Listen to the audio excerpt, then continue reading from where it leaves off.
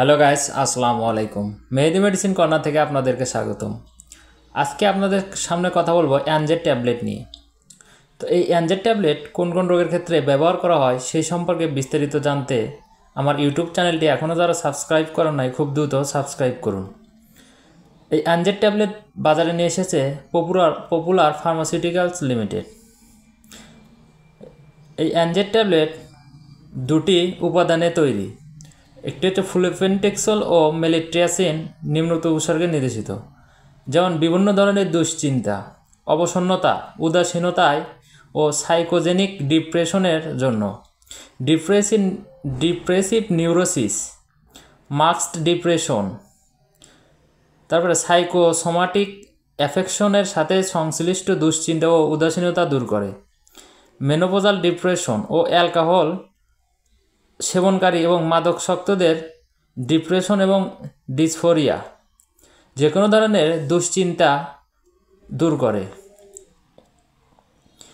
এই প্রিপারেশনে আছে দুটি সুপরিচিত এবং সুপ্রমাণিত যৌগ ফ্লুভেন্টিক্সল, একটি নিউরোলেপটিক স্বল্পমাত্রায় যার নিজস্ব দুশ্চিন্তা প্রশমনকারী এবং অবসন্নতা বিরোধী বৈশিষ্ট্য রয়েছে, এবং মেলিট্রিয়াসিন একটি বাইপোলার থাইমোলেগ্রিক স্বল্পমাত্রায় যার অ্যাক্টিভেটিং বৈশিষ্ট্য রয়েছে।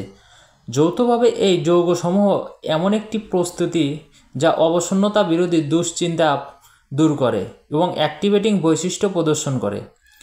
ফ্লুভেন্টিক্সল মুখে গ্রহণ করার পর প্রায় 4 ঘন্টা পর সিরামে সর্বোচ্চ ঘনত্বে পৌঁছায় এবং মেলিট্রিয়াসিন মুখে গ্রহণ করার প্রায় 4 ঘন্টা পর সিরামে সর্বোচ্চ ঘনত্বে পৌঁছায়।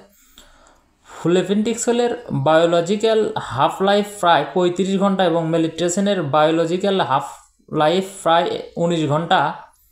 ফ্লুভেন্টিক্সল এবং মেলিট্রিয়াসিনের একত্র ব্যবহার আলাদা আলাদা যৌগের ফার্মাকোকাইনেটিক বৈশিষ্ট্যকে প্রভাবিত করে না। মাত্রা ও সেবনবিধি। বয়স্কদের জন্য সাধারণত দিনে 2টি ট্যাবলেট, সকালে এবং দুপুরে। মারাত্মক ক্ষেত্রে সকালের মাত্রা 2টি ট্যাবলেটে বাড়ানো যেতে পারে। বৃদ্ধ রোগীদের ক্ষেত্রে সকালে 1টি ট্যাবলেট, আর দীর্ঘমেয়াদী সেবন মাত্রা হলে সাধারণত 1টি ট্যাবলেট সকালে, অথবা মারাত্মক অস্থিরতার ক্ষেত্রে একিউট ফেজে সিডেটিভ দ্বারা বাড়তি চিকিৎসা নির্দেশিত।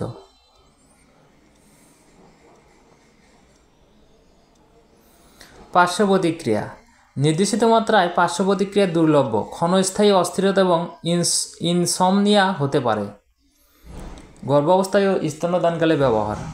সাধারণত গর্ভাবস্থায় ও স্তন্যদানকালে ফ্লুভেন্টিক্সল মেট্রিয়াসিন দেওয়া উচিত নয়। সতর্কতা: যদি রোগীকে পূর্বে ট্র্যাঙ্কুলাইজার্স এর সিডেটিভ কার্যকারিতা দ্বারা চিকিৎসা করা হয়ে থাকে তাহলে এগুলো ধীরে ধীরে প্রত্যাহার করতে হবে।